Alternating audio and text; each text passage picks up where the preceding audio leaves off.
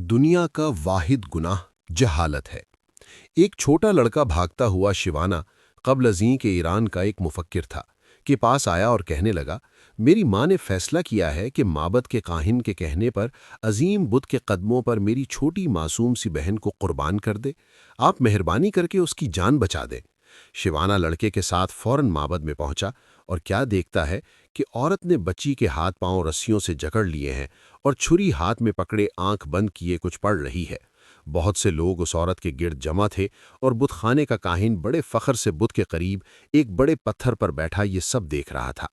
شیوانا جب عورت کے قریب پہنچا تو دیکھا کہ اسے اپنی بیٹی سے بے پناہ محبت ہے اور وہ بار بار اس کو گلے لگا کر والہانہ چوم رہی ہے، مگر اس کے باوجود معبد کدے کے بت کی خوشنودی کے لیے اس کی قربانی بھی دینا چاہتی ہے۔ شیوانا نے اس سے پوچھا کہ وہ کیوں اپنی بیٹی کو قربان کرنا چاہ رہی ہے۔ عورت نے جواب دیا، کاہن نے مجھے ہدایت کی ہے کہ میں معبد کے بت کی خوشنودی کے لیے اپنی عزیز ترین ہستی کو قربان کر دوں تاکہ میری زندگی کی مشکلات ہمیشہ کے لیے ختم ہو جائیں۔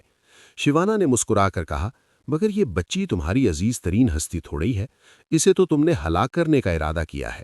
تمہاری جو ہستی سب سے زیادہ عزیز ہے وہ تو پتھر پر بیٹھا یہ کاہن ہے کہ جس کے کہنے پر تم ایک پھول سی معصوم بچی کی جان لینے پر تل گئی ہو۔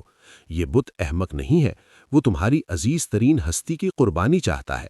تم نے اگر کاہن کی بجائے غلطی سے اپنی بیٹی قربان کر دی تو یہ نہ ہو کہ بت تم سے مزید خفا ہو جائے اور تمہاری زندگی کو جہنم بنا دے۔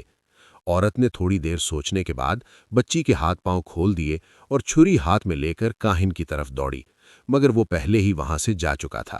کہتے ہیں کہ اس دن کے بعد سے وہ کاہن اس علاقے میں پھر کبھی نظر نہ آیا۔ دنیا میں صرف آگاہی کو فضیلت حاصل ہے اور واحد گناہ جہالت ہے۔ جس دن ہم اپنے کاہنوں کو پہچان گئے، ہمارے مسائل حل ہو جائیں گے۔